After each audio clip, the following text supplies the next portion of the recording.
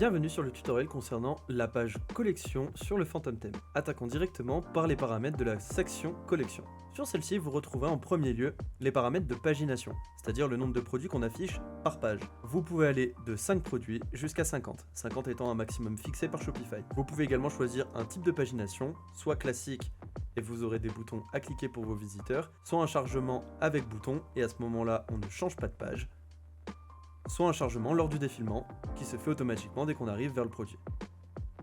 Vous retrouvez bien sûr les paramètres globaux de chaque section du Phantom Theme avec un tutoriel qui y est dédié. Commençons ensuite par les types de blocs. Vous avez la possibilité de mettre un bloc en tête, plusieurs blocs description, plusieurs blocs pagination, un bloc disposition et filtre, plusieurs blocs séparateurs et un bloc produit. Sur le Master Plus également, vous avez la possibilité d'ajouter un bloc image, vidéo interproduit que je détaillerai plus tard. Commençons par le bloc en tête. Celui-ci permet d'afficher le titre et le fil d'Ariane. Vous avez la possibilité de cacher le titre si vous ne voulez pas l'afficher sur ce bloc, mais sur par exemple une section diapositive qui se placerait juste au-dessus. Vous pouvez choisir la couleur du titre et son style avec des lignes. Vous pouvez également choisir l'alignement du titre séparé bureau et mobile, et également choisir d'afficher le fil d'Ariane ou non, avec une position au-dessus ou en dessous du titre. Si votre collection comporte une image vedette, vous avez la possibilité d'afficher cette image directement de cette manière. Vous pouvez également choisir d'afficher l'image sous format portrait et de la contenir. Les paramètres relatant les formats et dimensions des images sont disponibles également dans un tutoriel à part entière. Vous retrouverez également des paramètres d'animation. Allons ensuite sur le paramètre description. Ici, c'est tout simplement la description de votre collection qui apparaîtra. Vous pouvez également choisir l'alignement du texte bureau et mobile dissocié. Et petite particularité, tout comme sur notre page produit, vous avez la possibilité à la fois d'afficher un extrait de votre description et de créer un accordéon à l'intérieur de celle-ci. Je m'explique. Si vous souhaitez par exemple afficher seulement pour votre référencement une partie, par exemple uniquement cette phrase de la description en haut de page et le reste en bas de page, vous allez donc utiliser la partie extrait. Pour cela, il faudra ajouter un deuxième bloc description pour pouvoir l'afficher plus bas, et vous allez dans vos deux blocs mettre un mot qui ne se retrouve jamais dans vos descriptions, ici par exemple excerpt qui veut dire extrait en anglais. Une fois placé dans mes deux descriptions, je me rends sur la description de ma collection et je clique afficher le code HTML. Comme je peux voir, j'aimerais placer du coup mon extrait pile ici. Je vais donc faire un saut de ligne juste après et entre deux balises P, comme vous pouvez le voir, une est ouverte avec un signe supérieur et inférieur, inversement et il y a un slash, et juste au milieu je vais venir mettre mon mot. C'est très important de le faire de cette manière, ça permet tout simplement dans le code de détecter l'endroit où se trouve ce mot et également de ne pas casser la structure HTML de votre page.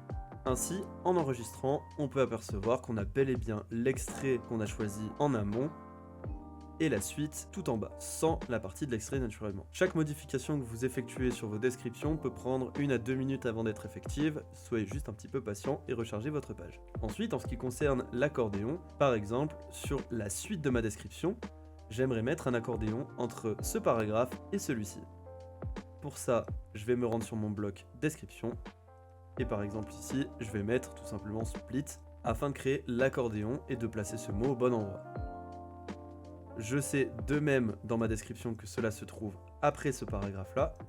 Donc même chose, je vais créer ma balise P et à l'intérieur je vais mettre split. J'enregistre et de même je patiente la prise en compte dans le changement de ma description. Une fois pris en compte, comme vous pouvez le voir, vous avez donc votre début de description et la suite qui s'affiche directement dessous.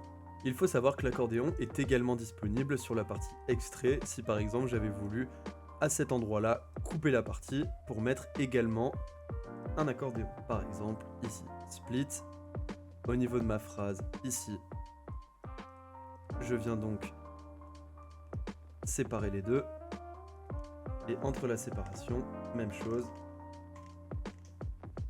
je peux rajouter un split ici.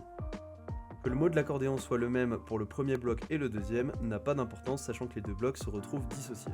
Toujours donc patienter la prise en compte du changement dans la description. Et une fois que celle-ci a été prise en compte, comme vous pouvez le voir, j'ai également mon accordéon qui se crée sur mon extrait, différent de celui créé sur le reste de la description. Attention, lorsque vous placez votre mot, comme vous pouvez le voir, Shopify place des fois lui-même des balises que vous pourrez trouver comme celle-ci, span. Il faut absolument veiller à ce que votre mot ne soit que entre une balise P ouverte et fermée. Si vous avez par exemple quelque chose comme ceci, ça ne fonctionnera pas. Il faut impérativement enlever de part et d'autre pour n'obtenir que ce résultat. Vous avez ensuite la possibilité d'un bloc séparateur où vous pouvez choisir la largeur de celui-ci dans l'espace disponible, son alignement PC et mobile, l'épaisseur de sa bordure et également sa couleur. Vous pouvez en dernier choisir une animation. Je reviendrai sur le bloc disposition et filtre et je passe au bloc pagination. Pour celui-ci, rien de bien compliqué. Vous avez simplement comme paramètre le fait d'avoir le choix du style du bouton si jamais dans la section vous choisissez un chargement avec bouton. Là par exemple j'ai un bouton lien mais je pourrais choisir un petit bouton primaire et donc on obtiendrait ça. On passe au bloc produit. Pour celui-ci vous avez plusieurs possibilités. Tout d'abord l'affichage des cartes produits. Vous avez dans un premier temps l'emplacement des informations de votre produit, en dessous avec les variantes superposées. Vous pouvez également choisir entièrement superposé à l'image comme ceci, ou partiellement superposé à l'image. Vous pouvez également choisir le recadrage et le format de l'image, un tutoriel qui est entièrement dédié qui s'affichera en haut à droite, le fait d'afficher une ombre sur vos cartes produits, et enfin le SEO du titre. En ce qui concerne nombre et nom, c'est abordé dans le tutoriel des cartes produits dans nos paramètres de thème, et pour vignette, c'est abordé sur un tutoriel à part entière. Vignette étant ce que vous pouvez retrouver juste ici. Vous pouvez choisir le style des gouttières, c'est-à-dire l'écart entre chaque carte produit, puis le nombre de produits affichés bureau et mobile par ligne. Enfin, les animations.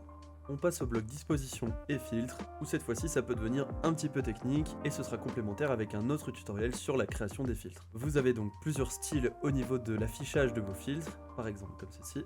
Vous avez la possibilité d'activer ou non le filtrage, activer le tri que vous retrouvez ici, et également afficher le nombre de produits sur la collection, comme ceci. Vous pouvez également choisir pour le client d'afficher le choix de la disposition des produits, autrement dit, afficher par exemple ici comme ceci, et laisser le choix du coup des possibilités. En ce qui concerne les filtres, ceux-ci sont créés à partir de l'application Search and Discovery sur laquelle je ferai un tutoriel entièrement. En dernier lieu, je vais vous présenter notre bloc images et vidéos interproduits. Le premier paramètre consiste à positionner ce bloc parmi la grille de vos produits. Attention, l'ordre importe. Si vous ajoutez plusieurs blocs de ce type, il faut que l'ordre soit croissant, c'est-à-dire le bloc le plus haut et la position la plus basse. Tout simplement, par exemple, 1, 2, 3. Et donc on retrouverait bloc 1, bloc 3, bloc 5. Le plus simple étant d'afficher vos blocs directement en bas de votre section, comme ceci.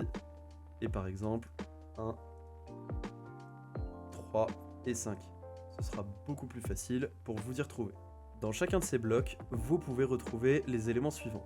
La possibilité d'afficher une vidéo soit YouTube Vimeo, soit de votre boutique, en sachant que la priorité va à YouTube et Vimeo. Vous pouvez choisir des paramètres sur votre vidéo, comme mettre la lecture automatique dès le chargement de la page, la vidéo en boucle, et laisser le choix au client de pouvoir stopper, accélérer la vidéo, etc.